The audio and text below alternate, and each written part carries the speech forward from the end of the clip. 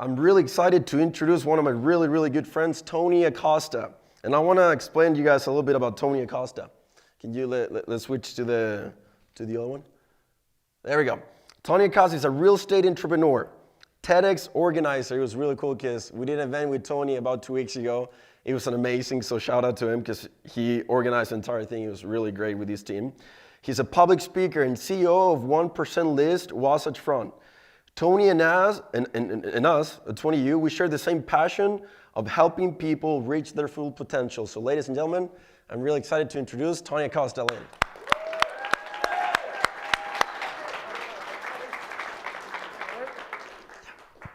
We on this thing on? How's it going, guys? Thank you so much for being here. Thank you, Ben, for organizing this. Thank you to the entire 20U squad. My name is Tony Acosta, and I want to start off, before we get into it, where's Ben?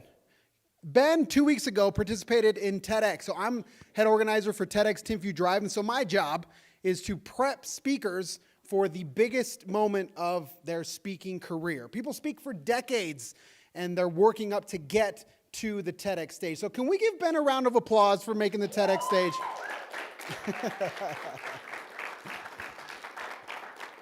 So usually an event like this has, typically, not always, but usually has 3 distinct sections. So one of the big questions I had for Ben is, am I first, am I second, or am I third? Because when we have these kinds of events, usually it follows a natural progression. And the progression is, first you talk about mindset.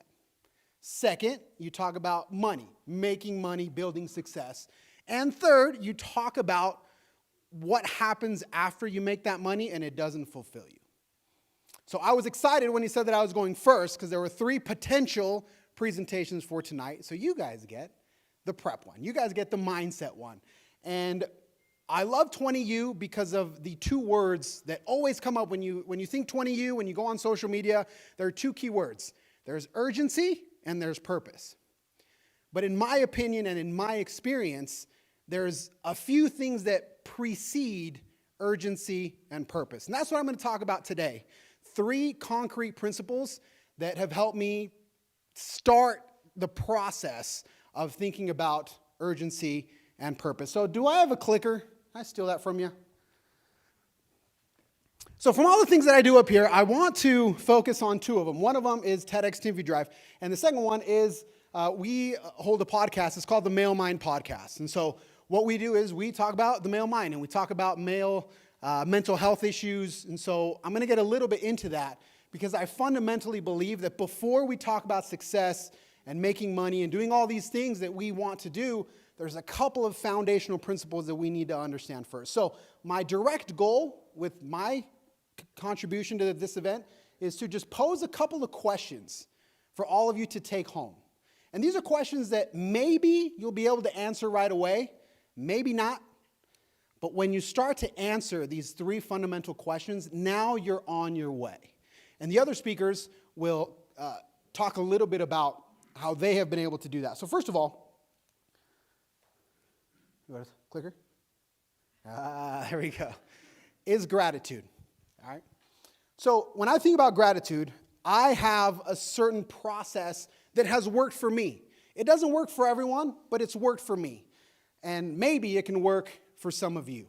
And whenever I am in a situation where I feel stressed, I feel overwhelmed, I take myself to a mentally dark place. Let me explain.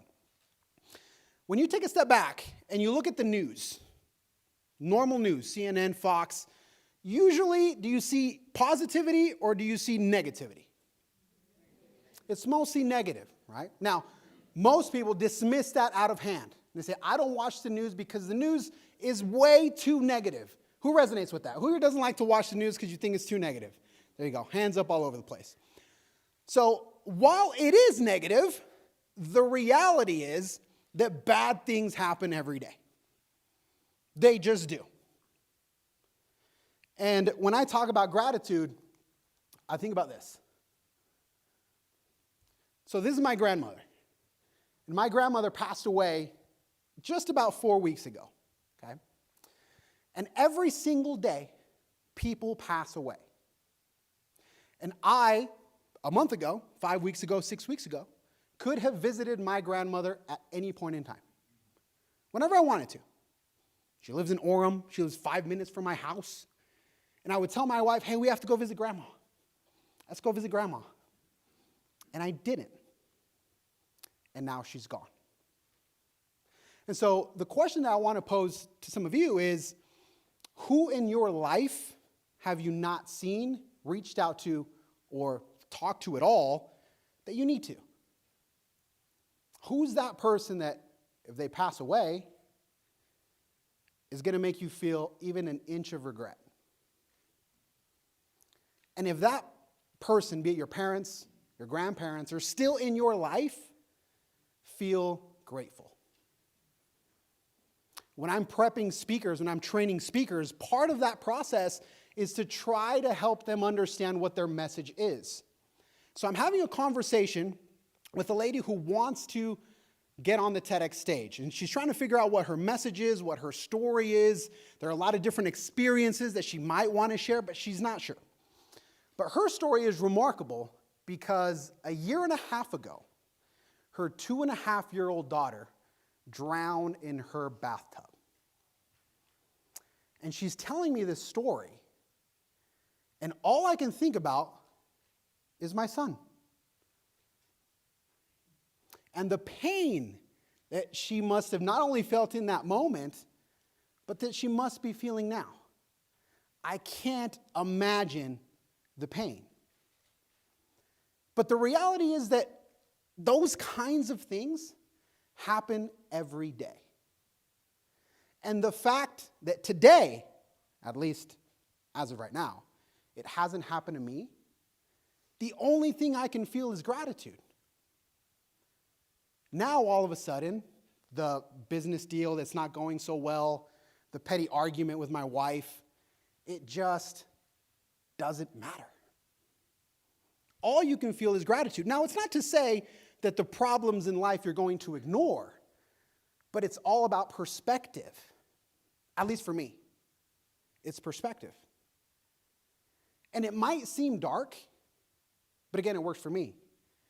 Someone's going to lose their mom today. Somebody lost their child today. We're right next to a hospital. Tragic things are happening in that building as we speak. And if it's not you, if it didn't happen to you today, maybe we should complain just a little bit less. So gratitude. And taking a step back and seeing just how blessed you really are. We all are. There are 3 billion people in the world that don't have access to the internet.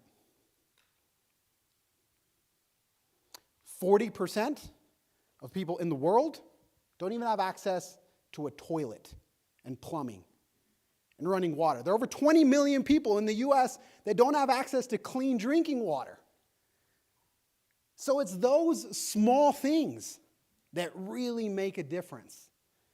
And when we talk about achievement in businesses and money and success, all of those things, if you can have a basic underpinning of gratitude, everything else takes on a new meaning. So I want you to take a second and just think about the blessings in your life. That's where you have to start. If you don't start there, everything that you build is going to be shallow, in my opinion. So point number 1 is gratitude. That perspective that bad things are happening to people all the time. And if you get home, if you make it home, especially in these snowstorms, I mean, I'm driving through the snowstorm and I'm seeing an accident here, an accident there. Crazy stuff. Maybe someone was hurt, maybe they weren't hurt, but now they have financial issues for their car, or you just don't know what that implies. And I made it home okay. That matters. But it's so easy to overlook it. So point number 1, my opinion, is gratitude. Raise your hand. Can we get the house size for a second? I'm sorry, I'm going to pull an audible here. Is that possible? Raise your hand if you have lost someone that was close to you and it really hurt. It really hurt. Really hurt. Can I have you stand up? Eric, I'm going to kind of put him on the spot a little bit. That's my brother, but it's real life. And I want you guys to hear this because it really matters. When my grandmother passed away, he was not here. He was out of town. If you could talk to her right now, what would you say? I love you and thank you. He didn't get a chance to say goodbye. It wasn't his fault. It was sudden. But he wasn't there. And I know that that weighs on him heavily. I know it does. He's my brother. So guys, I urge you, if there's one thing, please have those conversations. Please make that phone call. Thank you. For my father, it was a big deal because my dad got the opportunity to take her to her favorite restaurant on Friday. And she passed away on Sunday. And so start there with gratitude and making the connections, the reach outs, having the conversations that truly matter. Because we just don't know. That's point number one. Gotta do one of these, I think. Point number two is self-awareness. Okay, self-awareness is one of the most difficult things. If I could put something into a pill, into a drug to give to everyone, including myself, it would be self-awareness. As you go through this process of trying to build a business, graduate from college, get married, whatever it is, there's this deep process of self-awareness that is so valuable. I go through this with speakers all the time. Of what do you want? What makes you tick? What traumas, insecurities are you carrying? That's got to come first. And the thing with self-awareness is that often it implies this process of remembering, of going back. And that's painful. But as I do this podcast, the Male Mind podcast, as we bring people on the show, as they share their stories, as we learn about what they're going through, we realize that even as adults, even as alpha males or whatever, we're carrying these horrible insecurities and traumas from when we were kids. That work, that internal work, has to be done. And so the message that we share with the Male Mind podcast is that might imply professional help. That's okay. That's fine. In the same way that pretty much everybody now understands that you should go to the gym for physical health, in the same way, I believe that over the next decade, everybody's going to realize that we all need therapy, bro. In some way, shape, or form. We need to talk about these things. Because the guys that are going to come up after me, highly successful, wealthy dudes. They've done very, very well for themselves. And I hope that they have gone through that process of healing. Because I can promise you that the amount of money that you have will not make you happy if you do not go through this process. It's just not going to matter, guys. I'm sorry. The money's not going to fix it. So that's why I was excited that I was coming on first, because that's the foundation. Are you okay with yourself? And if you're not, that's fine. It just means that you have work to do. Because when you talk about urgency and purpose, those two words, in my opinion, are advanced principles. Because they pose questions. Urgency. Towards what? What are you running towards? How fast? For how long? Why? With who? Self-awareness starts to answer those questions. And also, not only being aware about yourself, but being aware about your surroundings and your current circumstance. For example, I know from personal experience, people close to me in my life, that a lot of people have what I would call daddy issues.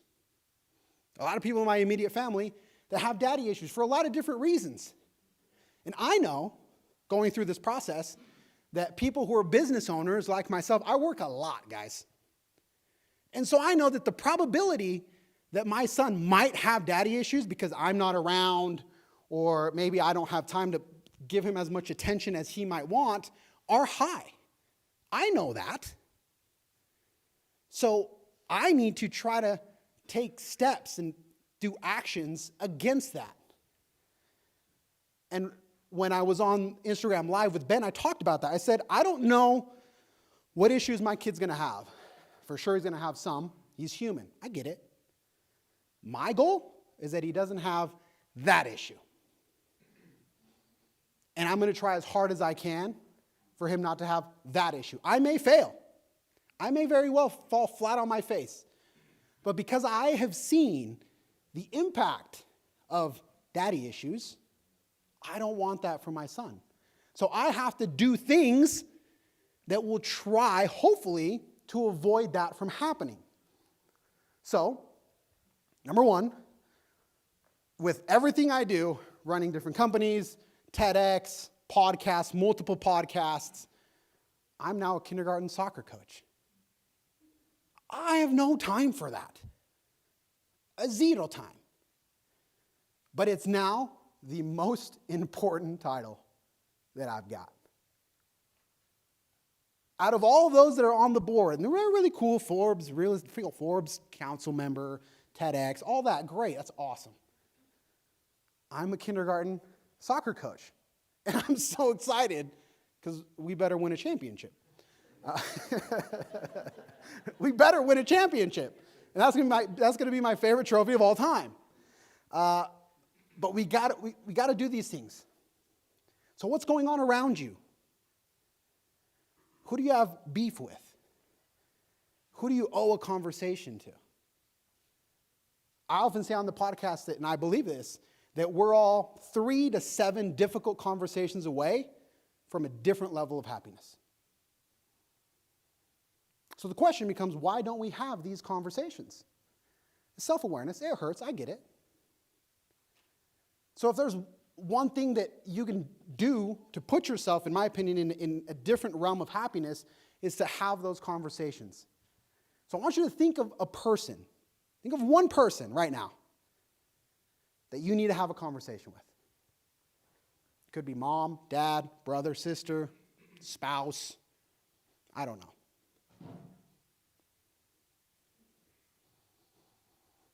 Have that conversation. And when you do so, here's what's going to happen. You're going to call up your dad. You're going to say, hey, Dad, I feel some type of way. Can I have a conversation with you? Maybe if he's not in your life, you're fine without him. Life will continue. But I need to get this off my chest. So you'll go grab coffee. And you'll sit there in front of him. And when you start to ask him questions, ask questions. And simply say, hey, Dad, why did you leave? Why didn't you reach out? And wait for his response. He's going to do one of two things. Either he's going to start making a bunch of excuses, and you're just going to realize, now I know why you're not in my life. He's just going to make stuff up, or he's going to throw it back at you, and he's going to get mad, he's going to get defensive, and then you'll know. Or he's going to tell you a story. And that story is going to change everything. And all of a sudden, you'll be like, damn, I get it. I get it now. But if you go through life with that question mark, whoever it is, that's heavy. And if you want to be like these guys and go out and build businesses and make money and drive a yellow Lambo, you got to put that down. Otherwise, it's just not going to matter. So that's point number 2, self-awareness. And last of all, accountability. To me, what does accountability mean? And here it's a distinction between 2 words, fault and responsible. The things that have happened to you in your life, they may not be your fault. From being abused as a child, the way you were parented, the way you were not parented, bullied in high school, I don't know. Spouse cheated on you, partner cheated on you, accident, not your fault. But that doesn't mean that you're not responsible. If something happened that is not your fault, you are still responsible to sort through the mess, to untangle that event, to do the work necessary to be at peace with whatever happened to you. And my wife is a great example of this because my wife, her parents split up when she was really young. It was painful. She moved to Utah. Her father stayed in California. He lives there to this day. And it was hard for her. When she realized that she was responsible for those relationships, relationship with mom, relationship with dad, he's far away, mom's a certain type of way. I have learned so much from her because that wasn't her fault. She was a child. But the way that she has so graciously built a relationship with both, to me has been ultra inspiring. And so again, it may not be your fault. But we can't just say, that's not my fault, bro. There's nothing I can do about that. Of course there's something that you can do about that. And again, it might imply professional help. That's fine. Or it might just be as simple as a phone call, as a conversation. And I promise Ben that I get a little bit more personal during this talk. But for example, my parents got divorced just about 2 years ago. And that was tough. And my mom got remarried super fast, like within months. And that made me feel some type of way. I don't know who this person is. I don't know who they are. Are they going to take care of my mom? Are they not going to take care of my mom? Where do they come from? I don't know. That's not my fault. That wasn't my choice. The only thing that I can control is how I feel and how I treat my mom in light of her decision. We judge people way too harshly. And it's interesting because we judge people on what we see, just what's on the surface. But then we want to be understood in all our complexity. So maybe we can be a little bit kinder to people. Just a little bit. And not only to others, but to yourselves. Self-awareness. How do you talk to yourself? Raise your hands if you feel like you kind of beat yourself up a little bit. Call it high standards, but you're really kind of a bully to yourself, right? Don't call it high standards. It's not high standards, guys. You're just bullying yourself, and you're just calling it something that makes you feel good. Be kinder with yourself. Allow yourself to grow. Allow yourself to learn. And be kinder to yourself. If someone else talked to you the way you talk to yourself, you might be ready to fight. You might be ready to fight. Why? Why are we so hard on ourselves, guys? I see this all the time with the podcast. Most men that I talk to are so hard on themselves that they're their worst enemy. Stop. It's not healthy, and it's not even effective. So take full responsibility, accountability of how do I speak to myself? How do I work on myself? What are my relationships? How do I fix those? What am I doing?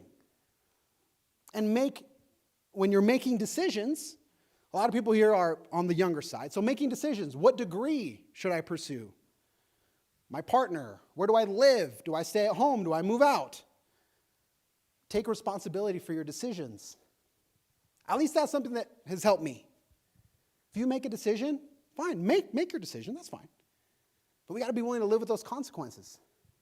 We can control our decisions, you're free, but we're not always free from the consequences. That's very hard.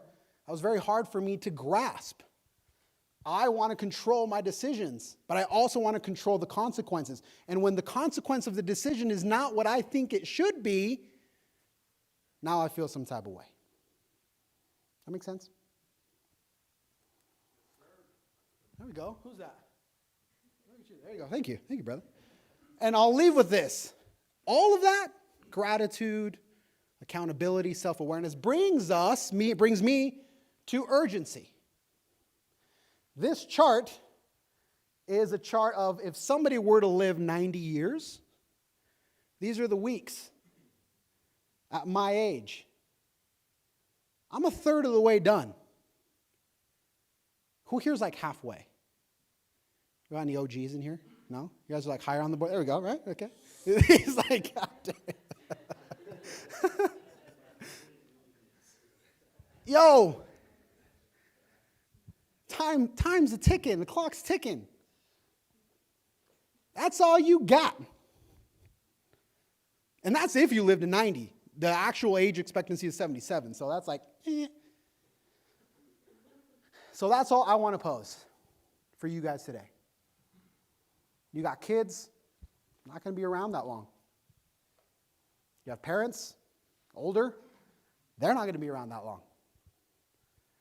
So don't live your life, this is what I try to do every day, in a way that will bring regret later. That's it. That's it. Then if you want to make money and travel and go to Bali, buy a Lambo, that's fine.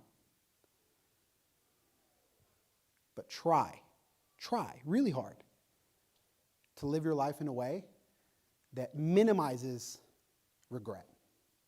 And if you can do that, then what these gentlemen are about to teach you, then it will matter. But if we don't, fat bank account just isn't going to change much. Thanks, guys.